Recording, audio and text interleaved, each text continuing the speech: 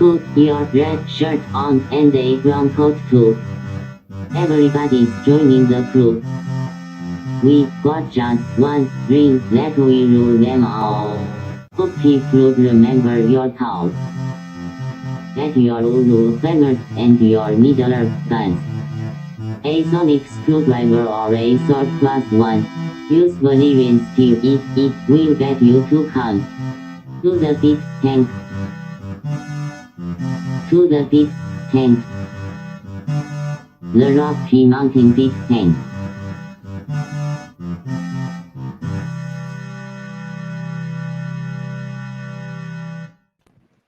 Dun dun dun dun dun dun. It's Monday Night Geektank, and this is Guy. Weren't you trying to do the football thing, but instead you did the A-team thing? Yeah, well, it's Monday Night A-Team. Okay, I get it. Suddenly, I couldn't remember the fun Monday Night Football theme because literally the last time I saw Monday Night Football was 1989. So there's that. It's like they have an actual theme song now. Like there's a country theme too for Monday Night Football, I think. Is it? Are you ready for some football? It wasn't that way when I was little. Is that what it is? There, I remember a song. Are you ready for some football? So, are you ready for some Geektank? Are you ready for some Geektank? Okay. Geektank. All right. So back to our normal opening. Hi, I'm Guy. Yep. He's not paying attention. I'm Guy. Hi, I'm Troy. I'm Chelsea. And I am looking for headphones. Oh my god. We start on a new day all because of me, and everything goes to immediate shit. It's totally your fault. It's totally my fault. Okay. Okay. Start again. 3, 2, 1. Hi, I'm Guy. Hi, I'm Troy. I'm Chelsea. And this is Geektank, your Pokédex-sized podcast. I'm back, baby! Yay! Which is kind of why we're here on Monday, too. Doing Monday Night Geektank. Oh, man. Mondays, it's so funny because, Mondays are my day now where I just do all the things. And I was like, yeah, we'll throw a Geektank on top of there and everything will be fine. I'm just going to do all the things. Well, Thursday everything behind you is on fire, Chelsea. Thursday just wasn't a possibility, so we made... Oh, no. So now it's Monday. Now it's Monday. Cool. What's on fire behind her? Oh, just she's doing the I'm fine. Okay. I'm fine. So it's just as our kids are doing, as we discussed last week. Oh, you're talking in meme. You're meme. I'm talking in meme. You're memeanese. You missed that one, Chels. That was a great, really cool discussion that we had, which was about our kids talking literally in memes. I am a meme lord, so I understand this. Yeah, but it's wild. It's so cool. Basically turning it into a whole language that's used outside of screens. Mm-hmm. Yeah. Very much the way that Darmok and Jalad at Tanagra. Yeah. Shaka, when the walls fell.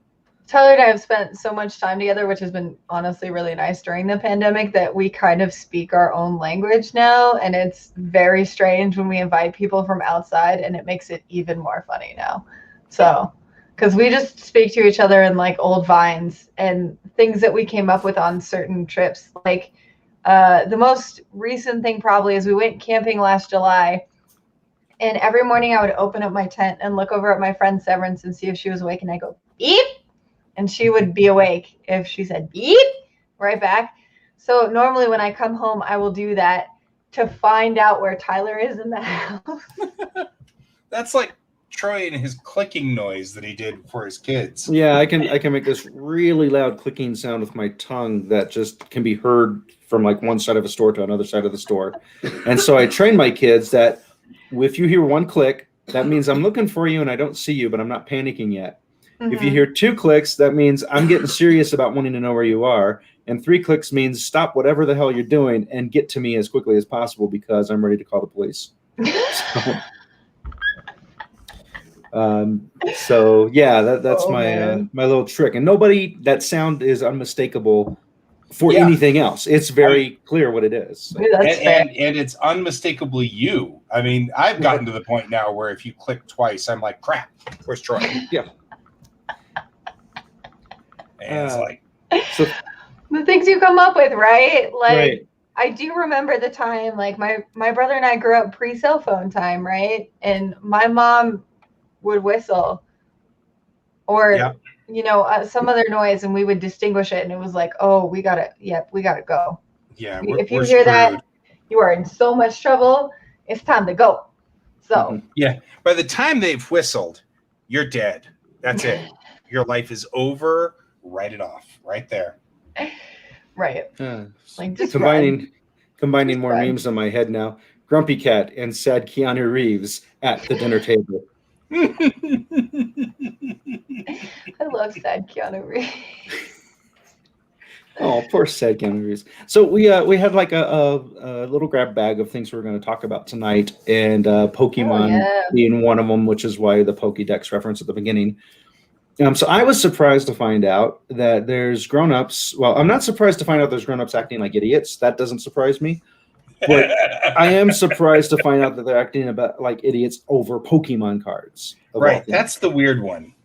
And the best I could find on my research is this has been triggered by internet personalities, I guess, sort of trying to revive interest in Pokemon and kind of creating this fake. They created the demand, and the demand has hit the supply more than the supply was expecting, causing a shortage of supply and a high demand, meaning people started paying more for Pokemon cards than they would if they just bought them at a store. And so these resellers will find out when the Pokemon cards are being stocked on shelves, be there at that time, and then buy every card they can once they get put on the shelf. So then when some mom comes looking to buy cards, someone's mom, and they can't find them, then now they're forced to have to buy them secondhand from someone else for more money. And they're hoping that they would be the ones who are secondhand since they're putting them up on the internet and such. Well, and listen, it's very much like the whole GameStop stock thing, right? It was a supply and demand thing. Right now, I know a lot of industries, like I was just talking to my friends, they were looking at having a house built for them. They were working with a builder, but because there is a shortage in lumber, that house, my apologies, skyrocketed $100K more than they were willing to spend, right? And like, I know I've seen a lot of companies who print things have been saying, like we can't get this specific card stock, so we have to use this one this time. So this is going to be a little different, I don't think right now, like I've heard anything specific on my end from my company saying like, yeah, we have a limited run of these. I do know that stock on like cards and card games, there's these you see these kind of big roller coaster motions in them because Magic in particular, right? I used to have a friend who would basically trade cards and pay for cards during Friday Night Magic after you open your booster packs. And that's how he made his living. Mm-hmm. I don't know if he still does that because it's been probably 5 or 6 years since I've seen him. But that was how he made a living, just traveling from store to store at the different times for FNM, Friday Night Magic, so that he could make his living. Because Magic cards, at a certain point, that rarity allows for them to be sold at skyrocketing prices. I did not think that was going to happen with Pokemon cards. But apparently the individual cards themselves, the current ones, aren't doing what I call the Black Lotus effect. The Black Lotus, for those who don't know, is the most expensive card out of Magic the Gathering, a mint condition alpha, assigned alpha meaning their first print run of it, made back in, I want to say 89. So it's 89, 90 or 91. I get it mixed up in that area. But one of those recently sold for like $500,000. And it's like this is cardboard that's like that big. Right. Not created by Michelangelo or something. This was an artist for a card game. But can you imagine being that artist? I always think that I know. But I call it the Black Lotus effect now. Is that if you have a card that just jumps up in value like that, it's nuts. But that's not the case with Pokemon so much. It's more of just Pokemon in bulk, I guess, is becoming hard to get. one of the incidents that happened, because Target and supposedly Walmart, although Walmart I have not confirmed yet, but Target I have, they are no longer going to sell sports cards, meaning like football, basketball cards, baseball cards, that kind of stuff. And they are not going to carry Pokemon card products. So in Wisconsin, a fight broke out in a Target parking lot in Brookfield Friday. This had been last week, soon after the store restocked trading cards. Police arrived on the scene when witnesses called them after one man pulled a gun. According to a local news report, a group of men was attacking the gun owner when he pulled the weapon. The Target and Trader Joe's went into lockdown for an hour after police arrived. The man never fired his weapon, and no one was seriously injured, according to police press release about the incident. The incident occurred on May 7th at 8:20 a.m.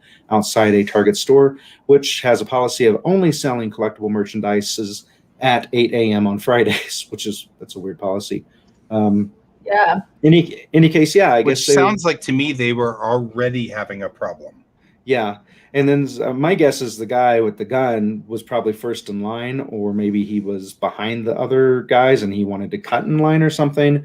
It became physical, and he decided, oh, I'm not going to fight four guys since I have a gun. Luckily, nobody died or was seriously injured over that, which easily could have been a serious injury thing. I mean, but yeah, Target doesn't want to deal with that. Cards. No, nobody wants to deal with that. We're still in pandemic times. And for those people not working in retail, specifically here in Denver, Colorado, since I work here in Denver, Colorado, in retail, we're in a weird time, right? In the county that I work in, masks are now an optional thing. And I personally am going to keep wearing my mask because it's my choice, and I haven't been sick in a year, and that is what I've decided to do. Right. I mean, I'm like sitting here going, I haven't been sick. This is awesome. Exactly. I don't know if I'm 1,000% comfortable with like people not wearing masks and the CDC saying everything's fine when hundreds and thousands of people are still getting sick and dying. So, but that's not my choice. All I can do is make my personal choice to keep my mask on and to keep sanitizing and cleaning like we usually do at our store, right? So for me, it's been a weird time already. And then this came up like the same day where we heard about the Target situation and the guy pulling a gun. And it was like, okay, because the store I work for right now, it used to be at the customer service desk. We would sell these and we would limit them anyway to 2 packs per person. Now they are behind our cash registers where someone always is, and it's 2 per household. Because on top of the regular kerfluffle and fighting and all that fun stuff, the other thing is you have scalpers, which is, I hate scalpers. Listen, in the K-pop world, I've had to deal with this BS for so long, and I already all those hated people them. that have no hair now. It's horrible. But like, to do this to like a kid's trading card game, you know, the biggest thing about trading cards specifically, and something I also wanted to bring up, is that I was raised by a trading card collector, right? My dad started playing Magic. He collected tarot decks and things like that and kept them in mint condition. When Pokemon cards first came out in the 90s, my brother and I collected them, and we actually have a binder. Like a lot of kids my age did, they had a binder of these pristine Pokemon cards because we were told at some point these might have a really big value. I didn't really play Pokemon, the card game. I played the handheld game more than I played the card game. If I was going to play a card game, I was going to play Magic. And I was playing Magic with decks that I didn't even know were worth anything, but could have been and might still be now if I had them. But I just don't have the bandwidth and don't care. I would rather play the game. So I've done that. Entire binder is sitting in my parents' basement, right? And a lot of us had given up hope for a long time that our Pokemon cards were going to be valuable because everybody has them. Every 90s kid has Pokemon cards. Right. Because it was the thing. It was the cool kid thing, right? So I see this resurgence, and I'm like, first of all, I was like, I got student loans to pay in September. You should check and see if you have the holographic Charizard, because that recently the Holographic Charizard is the specific one from the Battle series that's going on right now. It's not the original 90s cards. But if I have a chunky Pikachu, it might be worth something. They re-released Art of a Chunky Pikachu, and that was one of the decks I bought in 1991. 1991. Haha, my brain broke. In 2019, that's close. I know. In 2019, because of being picked up by NDK to run their board game rooms, I'm like, I should learn how to play Pokemon the card game because that's completely in their mission statement. And so they have a great online free to play version of Pokemon the card game, and it has a whole tutorial that teaches you how to play. So I did that, bought some of the basic decks and played with my kids. So I know how to play. It's a fun game. I haven't played for over a year now because of the pandemic, and I haven't been at a convention to do so. But like you said, I prefer Magic. It's more my speed. And I just, back when we bought cards, when I bought Magic cards, it never occurred to me that this thing that I'm buying for $2 to $4 is going to end up having one single card in it that's going to be worth more money than your house. Conceivable. Right. You don't have to have so much bandwidth for that, like to post it somewhere, to get it sold, to get the money confirmed, to ship it out, to it arriving, and it better be in mint condition, or to trading that in a parking lot, right. Which, like, personally, as not only a woman, but a person living in a pandemic, like, I still don't want to meet people in parking lots to exchange cards. Right. They recommend police. Higher plan. I can't remember which business recommended this or if it was straight from the police department, but the recommendation is if you're doing any kind of transactions online to meet someone, meet in the police parking lot. They have cameras. They have police officers. You're way less likely to be jumped and attacked in that situation. That's totally fair. Wherever it was, I read a brilliant idea. And wherever I read it, I think they said something like, if you just let the police know you're showing up at a specific time, they'll even keep an eye out for you. Oh, sweet. So, because the place that you would usually do this would be at your FLGS, your friendly local game shop. Mm-hmm. I'm learning the lingo of the industry, y'all. Nice. So, when I would trade Magic cards or when I would build a deck, I would go for advice to my friendly local game store, which used to be Mile High Comics. It's not at First and Wadsworth anymore, so I don't go to that shop anymore. I kind of which is a bummer. I just passed that place the other day and did the same thing. I was like, man, it's gone. What am I supposed to do with this parking lot? Go to Sprouts? I mean, yes, because it's the closest Sprouts to me. Well, but that's also right next to the Starbucks we used to record at. Right. So you go for the nostalgia drive-by of the pain.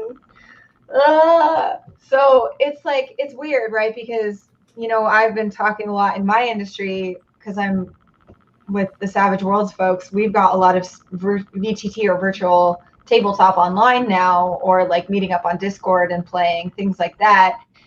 I don't know where Pokemon and Magic and sports cards traders are meeting, are exchanging cards, are working on this anymore. Because as far as I know, some local game shops are at a very reduced capacity still, on a very reduced time schedule, and those were the safe place to do your trades, because usually you had an expert in the store, one of the sellers, or the game shop owner, or they'd bring someone in who was an expert in Magic who would assess the value of cards to make sure you weren't getting ripped off as well. Because the internet is only going to give you so much information.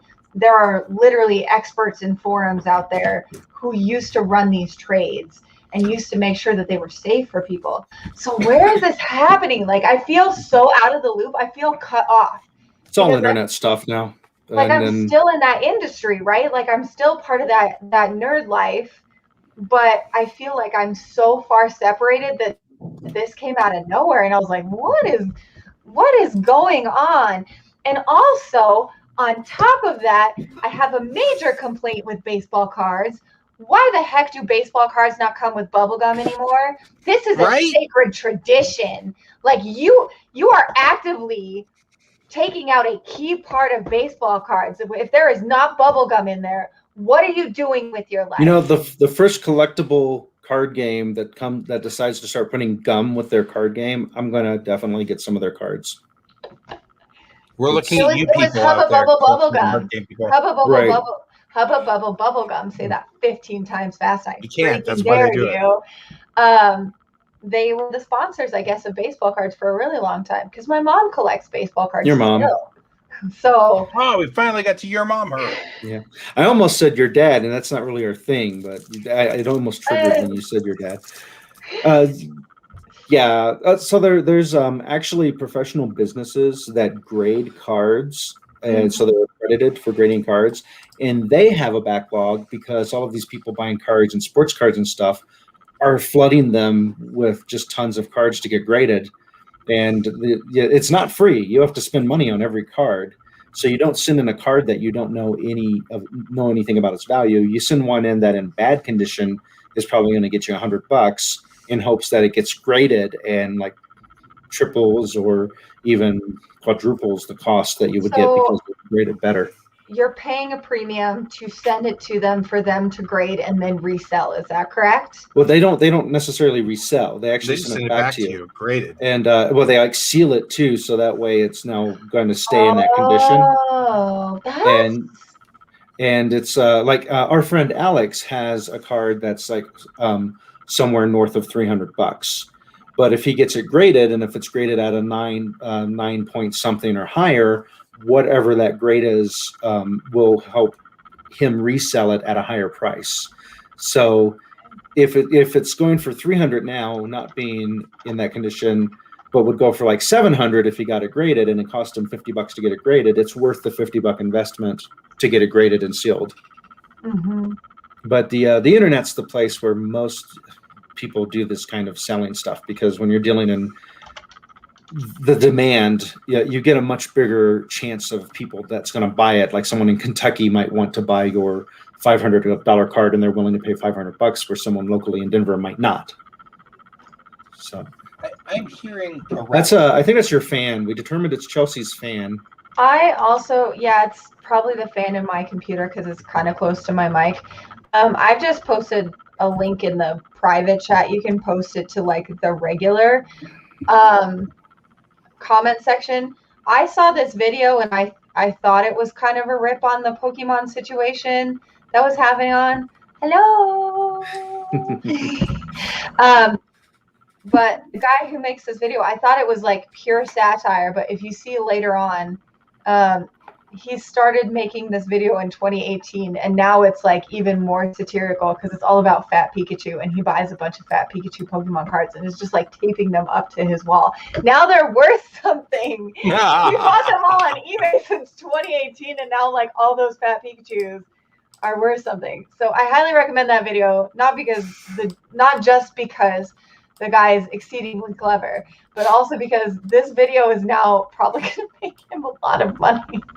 Nice. In his chunky so Pikachu cards. He taped them up to the wall. They're not worth anything because he destroyed them.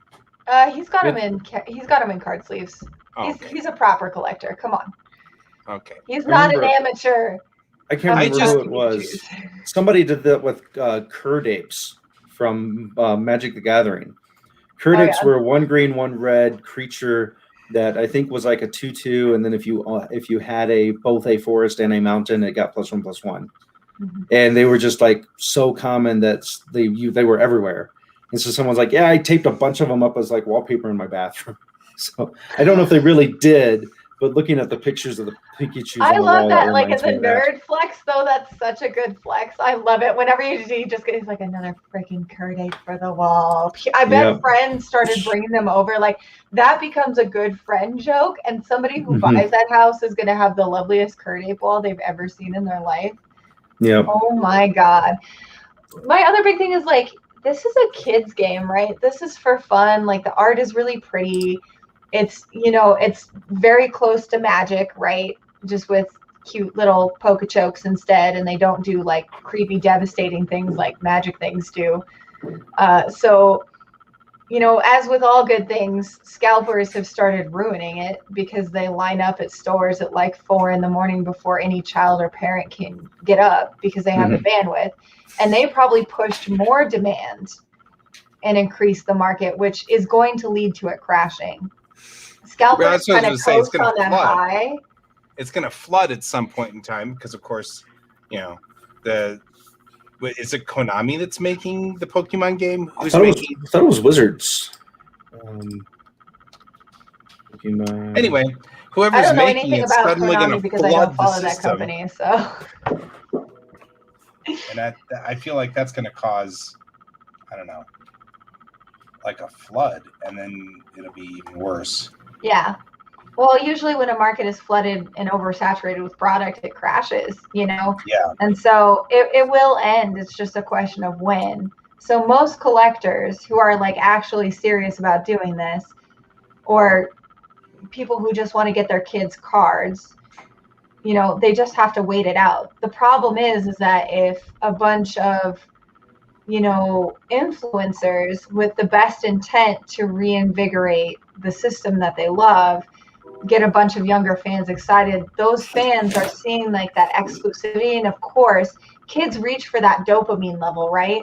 They reach for that dopamine of I'm in the cool kids, I'm doing the cool kid thing, I'm with my influencer and doing the awesome thing. And they don't understand that like it's going to have to pause for a while and it might be less popular later. And then there's that inevitable crash of kids learning about this kind of system. And it sucks because they shouldn't have to learn this right now. Right. I don't think. Because Pokemon's for like preteen, teenage, right? It's anywhere from like 8 to about 16, I would say. Just based off of when I was super into Pokemon. And like that, I mean the card game, because as far as Pokemon go, like I've purchased all of the Pokemon games. I just got Pokemon Let's Go Eevee. I just got eternal. Pokemon Snap. Pikachu is eternal, but Eevee's cuter. There's going to be fights in the comments, so good luck. Yep. So in 1996, it was first published by Media Factory in Japan. In the U.S., it was initially published by Wizards of the Coast, but then Nintendo eventually transferred the rights to the Pokemon Company, which has published the game since June 2003. That would make some sense because really it is a Nintendo property now. I had forgotten about the fact that Nintendo hoards their properties, picked up Pokemon like tiny goblins. Yeah, but I mean, it's one of those things that's funny because you're talking about it in 2003, and I'm like, gosh, that long ago? And I'm like, actually, yes, because I remember I was at the DIE meeting when Pokemon first came out. Mm-hmm. So that had to have been 91, 92, 93, 94, right in there. And I'm like, somewhere in there. And I remember we all made fun of it. We're all like, they're what? They have to catch all these little monsters? Okay. Monsters. I mean, like, you have to remember, like, Digimon was out around the same time. I'm not sure if Digimon was a clone or after, but I loved Digimon, like, way more than Pokemon. I like Pokemon. I loved Digimon. It's just like Cardcaptor Sakura was a clone of Sailor Moon. Yeah. And I actually kind of like Cardcaptor Sakura better. I mean, it's not that I don't like Sailor Moon. It's just that I like Cardcaptor Sakura better. That's all. It just makes me laugh because, like, we've been going on a nostalgia train, right, with this whole Pokechoke life, right? And, like, Cardcaptor Sakura used to come on before Sailor Moon did on WB, or vice versa. I can't remember, but they were right next to each other. And then you had your Dragon Ball Z afternoon, right? That's, like, the first anime I have experience with. So it's so funny, right? And then, of course, we've had every single, like, Pokemon movie. The Pokemon movie in 2000, we went. It was incredible. I still have the soundtrack on CD. Like, nostalgia sells. It really does sell. And so it's kind of weird for me now, as an elder millennial looking at Pokemon cards, like, I could pick some up and get into it again. And I'm like, no. We're not dealing with one more thing. I'm a minimalist. I have enough stuff. Like, no. Wait. So speaking of a drought, McDonald's had an issue because they were doing special Pokemon cards. And people were going in and buying, because McDonald's will typically let you buy the toy of the thing for like $1 or $2. And so people were going and buying entire boxes of Pokemon cards sets for McDonald's without buying the Happy Meal. So they'd come in and drop in like 50, 60 bucks or whatever a box would cost. And then kids weren't getting them because they were sold out. And so they started enforcing you could only get them if you bought Happy Meals, and you were limited to something like 4 or 5 Happy Meals. So many adults buy Happy Meals. It was crazy. Well, looking at the chart here, the holographic Pikachu from the McDonald's set is going for 50 bucks. That's not bad. So your $5 Happy Meal could have been turned out to have $10 or 10 times investment. Did you freeze up? But if you had to buy like 10 of them to get that, then it just right.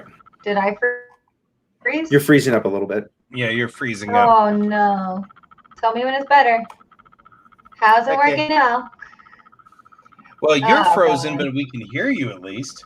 Hang on. The problem is that you didn't freeze going. Let me just turn off the HD. I actually got one pack of the Pokemon cards from McDonald's and left it unopened because I wanted to have it as a prize for if you purchase like 10 of those meals, and now that could be worth like mucho dinero. Well, I mean, but that's been true forever. In 1980 or 1979, McDonald's did a thing on Star Trek, and they had these Happy Meals that were Star Trek Happy Meals. And of course, I had all of them. And now, if you still have them, you know, they're worth like $3,000 a piece or whatever, and they're ridiculous. Because the Burger King cups. The Burger King cups for Star Trek and Pokemon and Shrek. Like, they used to do collector's cups, which was so interesting because they were actual glass cups, and now people collect them. Like, I love collector mania because, you know, if you have items that you love, right? Like, I have my BTS winter package, or no, that's membership kit. And then I have like memories of 2019 because 2019 was a really special year for me. When I'm tired of looking at that, I can probably sell it for double or even triple what I paid because A, it's in pristine condition, and B, you can't get it anymore. So I bought an item that I might sell. And honestly, like, that's kind of how I justify it to the outside world. But inside, it's precious to me. I love that. That was a very precious year to me. You know, my best friend introduced me to BTS while her husband was dying. Her husband lived. All is well now. But that was thank you, BTS. Right? Like, that was a solid year of depression that I needed to pick me up, and there was BTS. So, yes, like, that's important to me, and it's hard to express the emotional value of things to some people. I have a lot of clients, you know, for Savage Worlds who got like the Deadlands Collector's Dice, which is why I have this here. And some people want to keep them in the box because they're in pristine condition and they are these beautiful metal dice, right? They want to give them to their kids to play with, you know, or they want to keep them for added value later. It's the idea of having things that you love that are high quality that you couldn't buy as a nerdy kid, right? And so as adult nerds, we cling to things a little bit more, I think, because they are more precious because we're able to spend our nerdy dollars on our nerdy things. How much does that That's one of cost the reasons why we're seeing a resurgence on 80s and nerdy stuff. dollars, lots of nerdy dollars. Nerdy dollars done nerd cheap. I mean, I think nerdy dollars is basically a breakdown of like your self-esteem when talking to people outside the nerd world and like your self-esteem inside the nerd world, and it kind of evens out a little bit, but sometimes there's a disparity. So nerd currency. Oh, I mean, man. Honestly, I have a ton of starships. Yeah. Well, it's the same thing. Back when we were with Brass Armadillo, we worked with two other collectors because Guy and I are technically collectors, and Guy and I are similar type of collectors where we play with our toys. So if we buy something them out of the box, they immediately lose value. So they're the kind of collectors. I put them in different poses. So. It's because I have like a Jackie Chan action figure, so I want to So make fighting many stuff. Like, I know, like, but like that's because Oh, hey, Brent, check it. people Sorry. have different joy over different things, right? Mhm. Like, Right. Well, it's like the other two collectors were the pristine kind. It's like you buy the box, you buy the one in the best looking box that has no dents or dinks on it, and then you put it in your storage unit, Yes, and you you very don't carefully dare do. touch it.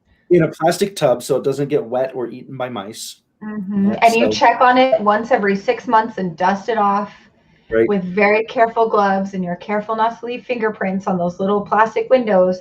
And Sure I has get insurance that. on it. I totally get that. I get that reverence, and I get that idea of precious things, right? You know, my big thing in like the female world is if you get engaged, you get a diamond ring, and it better be like a gorgeous diamond ring. And some people, like, that is their one precious thing, right? For others, it's building Gundams. For others, it's Gundams in boxes, starships, collector's books, you know, when they come out from Kickstarter. All these different things, because we are creatures of having the thing. But but there's a hit and miss to it, because I inherited an entire tub of Beanie Babies from my mom. Your mom. Troy, total. Thank you. I was busy noting. Troy was asleep at the wheel. Chelsea I was writing there notes for the pinch hit. Good job, notes. Chelsea. Anyway, but yeah, but I mean, all these Beanie Babies are worth like $4. I mean, like the entire tub's probably worth $4. And you know, we're coming up on 20 years since my mom passed away. So at the very least, we are talking these things are 20 years old. Well, that's collector stuff, right? Like keeping memorabilia that was important to your mom. Like, say, for instance, your mom had an old Elway Broncos jersey. Yeah. Would you let that go?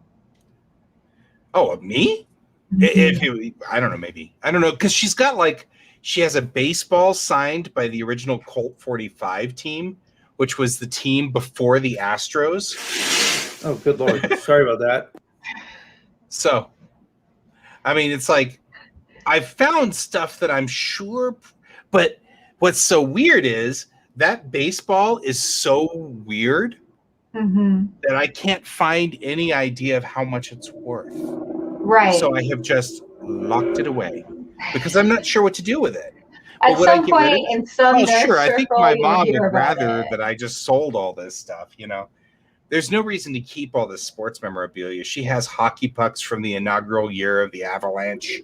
She has, you know, baseballs from the inaugural year of the Rockies. All of this stuff will be worth something someday, I'm sure.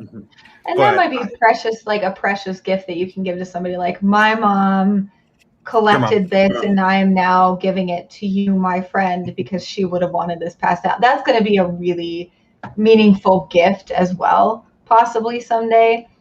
I don't know how to deal with all the collector stuff because I'm kind of going through that process right now as my last two grandparents are getting older, because I am lucky to have them, but they're both collectors of beautiful things that I appreciate because it's connected to them, but I don't appreciate it in the same way they do, you know? So at some point, like for me, I'm going to have to write a collector's will as well as a nerd, being like, where does all my nerd stuff go to?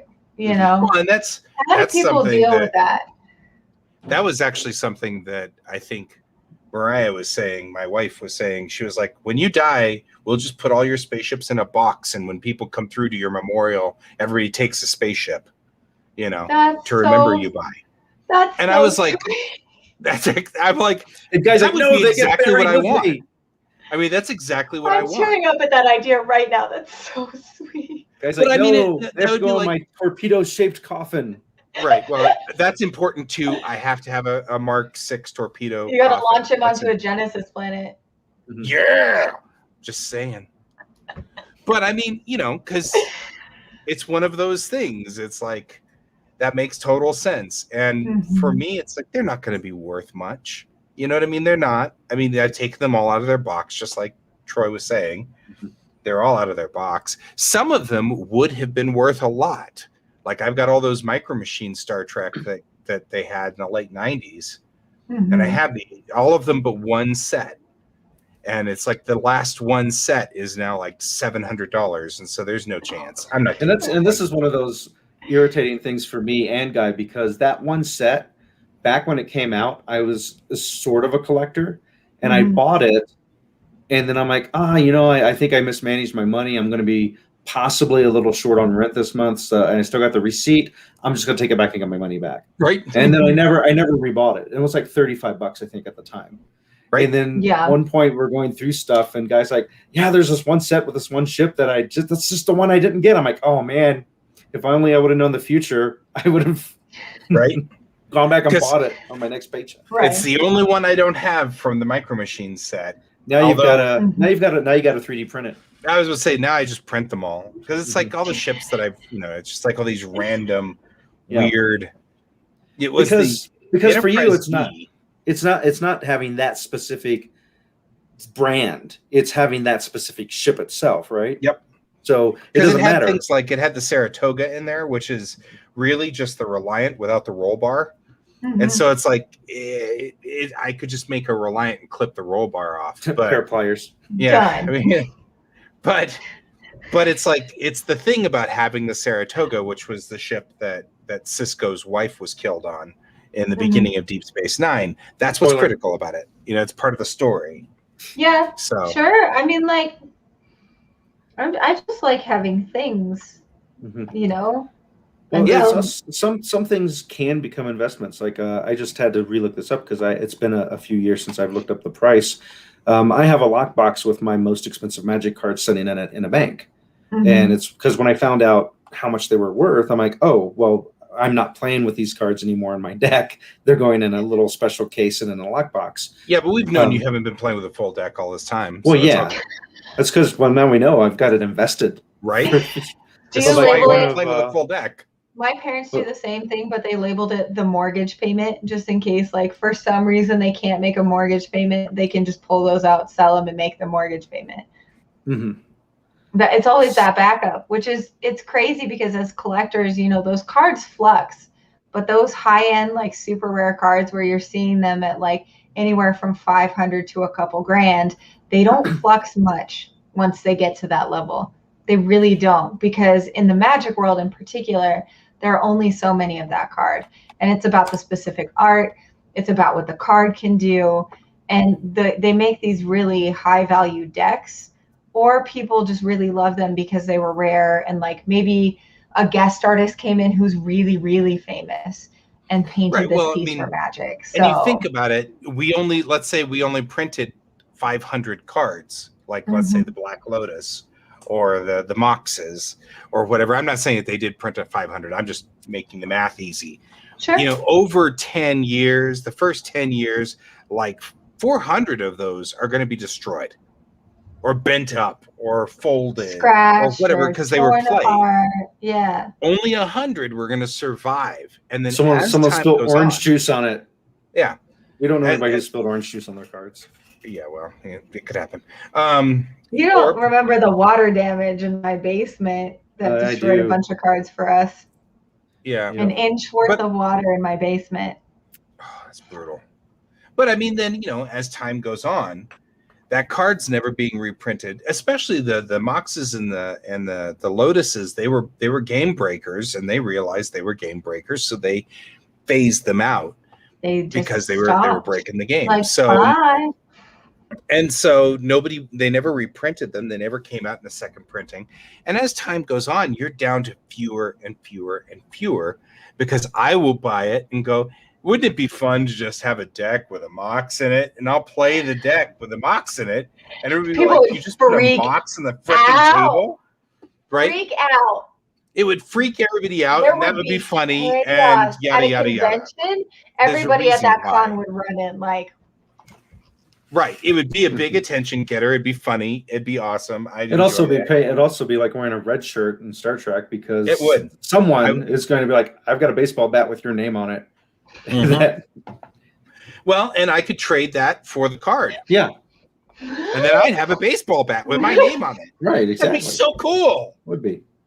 Anyway, so then Chelsea's like, why am I here? I could be making cookies at Safeway right now. Right? She could be making cookies right now, but no, she's not. We lost Chelsea. Create a high value card for a baseball bat with your name. She's like, what? This is why I don't have nice things, Chelsea. This is why I don't have nice things. Things He makes bad investments. I make bad investments. I'm so worried about you. Like, get Mariah on the phone. I need Right? to talk to Like, social services. We need to discuss this because you're really sucking at this job. Yeah, I know. Oh no, we lost her. Part of the team to be like, I know. We're not trading for the baseball bat. Oh God. I literally stopped everything on my computer. Like, why do I have so many internet issues? It's today because it's raining. I bet you anything. Rain. I've done all my streams today. I've done all my meetings today, and it's all been. I do like to collect things like this, which I've got, and she stays with me.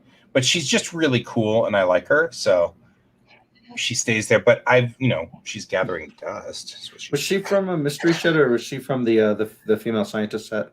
She's from a mystery set. Okay. So I actually had to go there and have them feel the little bags until they found her. Yep. Oh my gosh. Now talk about. She is all the things. You want to talk about like scalping and like rare items, those little loot boxes where you get random things. Those can cause so much hype and so much chaos. I'm surprised like stores like Target and Walmart are still selling those, which will be the next thing, of course. But they stopped selling like just Pokemon and sports cards like baseball, football, NHL, right? Yeah. Those little loot boxes. So I learned a thing today that I did not know before because I was talking with Tyler and a friend. Emily. You guys know Emily. Jesus. I was talking with Tyler and Emily. Supposed to be here someday. Because they both have ADHD. And so their brains are always searching for that next dopamine level. And loot boxes for folks with ADHD can be a big problem because you're always searching for the next cool thing, the next rush, because you do not know what's going to be in them. And that to me is way more dangerous than freaking Pokemon. There are things where it's like, even though they are loot boxes to a point, because you don't know what you're going to get, right? That's really hard to break yourself of as an ADDer, and I feel for them for this because I know that feeling, and I know losing money there. It's one of the reasons why we get stuck gambling too, is because of the same thing, and it's rough. I just stay away from gambling. I do as well, just because like I have hereditary obsessive personality because I do have OCD and I don't want to deal with that. I was always like very worried about gambling in particular, and that's just a conclusion I came to. So I just don't gamble. Well, it's the same reason why I don't drink and why I don't do drugs is because I'm afraid that if I get in there, I won't get out. Never going to stop. Yeah. I'll never get out. Personal choice is strong, man. Yeah, it's brutal. I've only gambled on professional level twice, and both times I won because I had a specific set of rules I was following. Yeah, so it's kind of like first time I was given $20 by my company to go gamble at Blackhawk with the rest. It's like a team bonding thing. So I'm like, you know what? I'll gamble with just the $20. And if I lose it, I've lost nothing because that was their money. And ended up going up like almost doubling it. And then I went back down to 20. I'm like, you know what? I've won $20 in my mind. I'm stopping here. And so then I kept the $20. I went up to Central City with $10 in quarters. And my whole thing was, how long will this last at the slots? Right. So I went in there and timed it. And it took an hour and 22 minutes for me to lose all $10. My parents do the same thing. They'll like leave their wallets at home, right? For me. And go up and they don't have anything but their IDs and the money they decided to carry in, and that was the money they were willing to lose. I can't make that, not just because of the gambling aspect, but also because of the way casinos are run. I found out when I was in Vegas that some of the lower budget casinos, they pump pheromones into the air to get you to stay at tables longer because you feel good, which is weird to me. That's Um, creepy. I'm allergic to that. Whatever they use to make those specific pheromones, I'm very allergic to. And I learned that at 21 when I was first able to gamble. I was in Vegas the week before I turned 21. And I was just like, I'm so turned off by it now that I just that's a good thing. I wouldn't bother. call that bad at all. Yeah, no, I'm very grateful for it, but I feel bad for folks who like don't know and then are stuck in this loop per se. You know, you have of course also manipulation, and I don't feel like that's a good thing. I feel like that's artificially manipulating people. If you make I think I've always talked about like the cage, the we're talking about Rat Park, which was a experiment done in the 70s and the 80s, where they put these rats in a cage and then they gave them heroin, and the rats ate themselves to death. They ate the heroin until they died. But then in the 80s, the same scientist did the same experiment, but this time he made a bigger cage with lots of fun things to do and other rats to play with, and repeated it, and the rats did not, in fact, kill themselves. They tried the heroin, but then they were like, yeah, I'd rather go play on the wheel or whatever. A good time, and I have friends, and, so we're good. And so the conclusion that he came to that nobody wants to publish and he couldn't get funding for was it's not the drugs, it's the cage. Yeah. And so because that's the truth. I'm sorry. Like, right, it is. And it's all about the fact that, because that means that it's not about the alcohol and the drugs and the gambling. It's about your life, whatever's wrong with your life. And so if you want to solve the drug problem, you have to solve everybody's bad life, which nobody wants to face and nobody wants to deal with. It's just easier to just make drugs illegal. Reality doesn't suck. Yeah, no, it's so insane. I know we're going past time, but I went ahead and looked this up in case anybody was wondering. Again, I have not confirmed this. This was written in 2010, but it's talking about why do casinos smell like they do, and why do each casino have like their own specific smell. Yeah. And it says the simple answer is that there are metal devices the size of bread boxes attached to the ventilation system of nearly every strip resort. The boxes vaporize highly aromatic and shockingly expensive oils into the duct, where the airflow dilutes and distributes them. The first such system in Las Vegas was installed at the Mirage in 1991 by Mark Pelter, president of the company called AromaSys. Since then, the systems have spread up and down the system. So I think it's to give them each their own smell of like cologne, so that way you associate that smell to that place. I'm very sensitive to smells. Yeah. I'm exceedingly sensitive.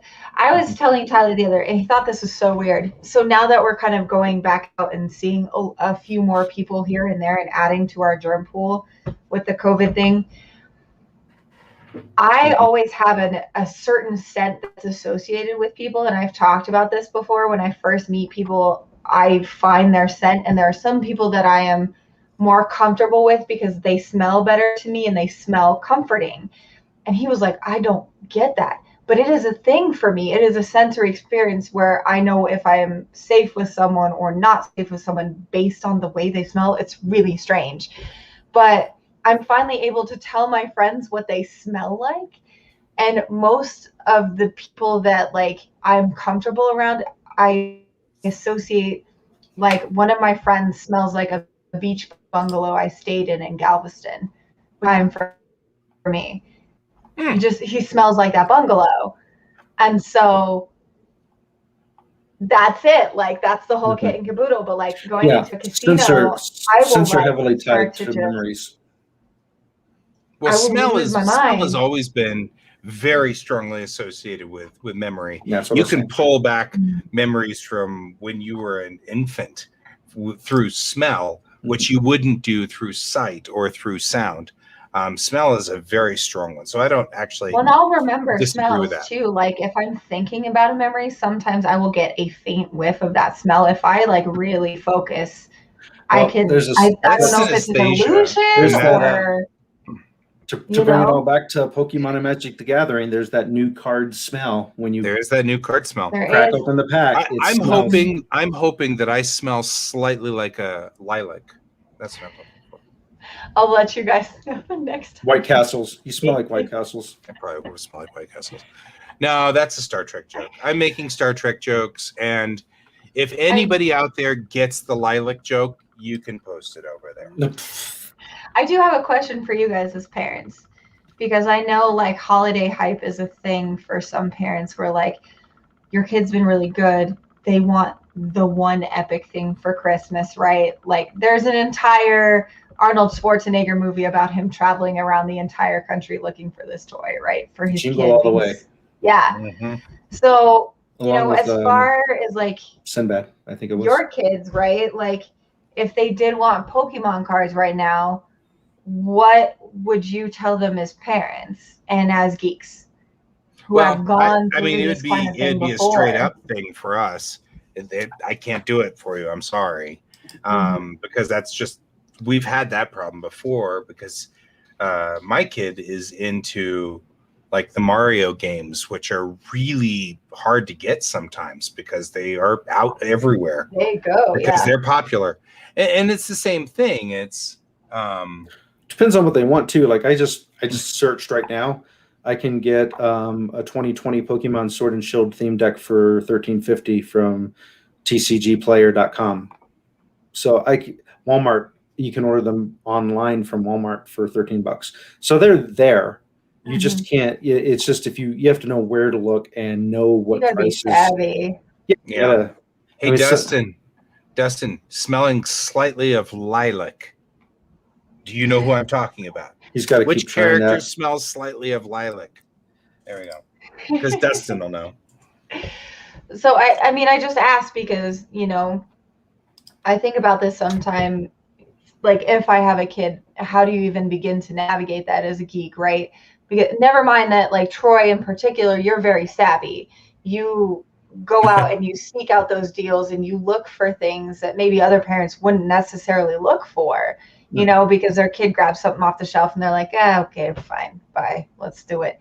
But like, if it's something really popular, like these Pokemon decks where they're like, well, we want to go line up outside of Target and have this experience, like, where does that line draw? Like, right now that's not good for you. Let's try that in a few years maybe, and we can do the collector thing, you know? Because I couldn't go to the Harry Potter nights until I was like 14 or 15, and even then I was still going with them up until I turned 18, and then I could go to the Harry Potter nights on my own. You know what I mean? Right. Well, my oldest likes the mystery minifigure boxes from Minecraft.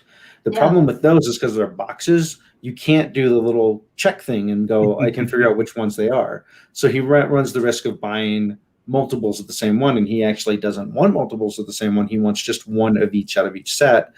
For a short time, there was actually a very faint code stamped into each box on the bottom. So that way when the company would release a box, they would know they're releasing a box with one of everything in it. So if you bought the entire box, you could get a set plus extras. If you knew what the codes were, you could look at the codes and get just one set of each figure. Then they started doing something on purpose and stuff by accident. The on purpose stuff is they started making multiple codes. So one figure might have like 20 different codes. That means that figure. And so you'd have to know all 20 different sets of codes to be able to decipher it. Then they started just messing up because he had bought a box from like set 3 and got like a set 2 figure in it, which is just like completely wrong. And so he got so frustrated, he just gave up on it, and he's no longer a collector of that series. He wants to be, but because they messed up the system, he doesn't want to just buy tons of random figures trying to get a set. Which makes sense. Yeah. And yes, Dustin, that's it. You got it totally. I knew Dustin would know. Like that's a great way to do that, I think. Just kind of you let him kind of figure that out on his own. So welcome to the joys of being a nerd. You get frustrated with things when they're broken. Well, my first thing I did is because McDonald's toys, other than like the Pokemon cards, have really gone downhill in quality and what they're worth, and they end up being stuff that's just donated to the Goodwill. So I would say, you can buy a Happy Meal, or you could buy a grown-up meal and get more food, and I'll give you $1 to buy a toy with. Or you can save that $1, and at some point after 5 Happy Meals, you could buy a $5 toy. That's something you really want and probably won't just donate after having it for a month. Sure. And so I started teaching them the value of crappy toys versus good quality toys. I mean, honestly, That's a like good skill to haven't have, felt though, like, in general, right? yeah, Sorry, guy. I was just saying I haven't felt like the toys out of McDonald's have been good since the 80s. They've been lousy.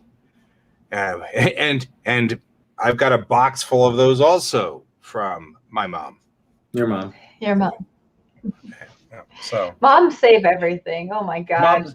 Well, and I think my mom was after something specific. She was trying really hard to figure out the game of the system. Right, because I mean they're all still in their bags, they're all still sealed. You know, it's like she didn't pull them. So she was trying to do something. Mm-hmm.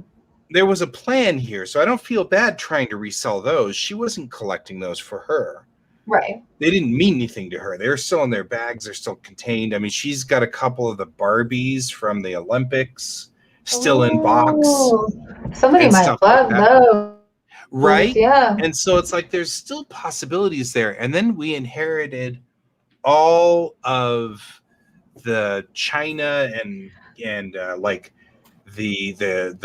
my grandparents collected these like figurines that were made out of porcelain, and so we've got a ton of those. Hummels, precious memories.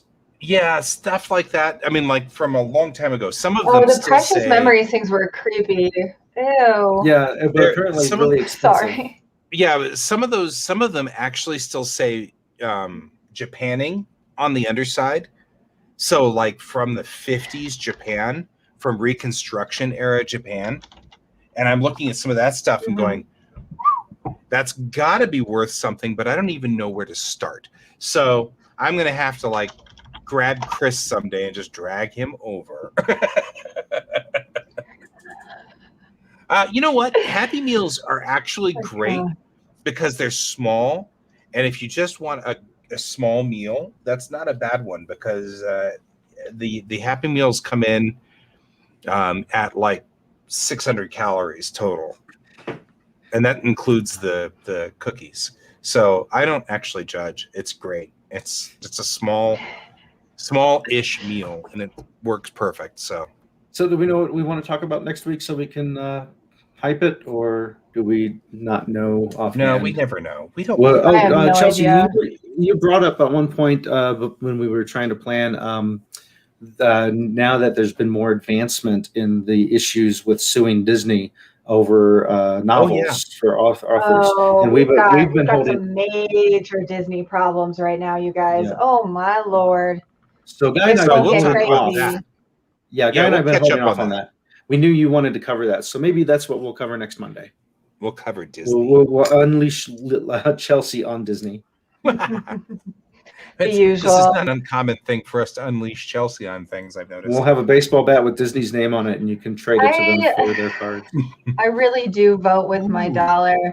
And right now I'm paying for it because I would like to watch WandaVision now that I have more time, and I would like to watch The Mandalorian. So I'll need to make some peace with Disney, and maybe they'll get some of my money. I just have to weigh the pros and the cons and see if it's worth it for me.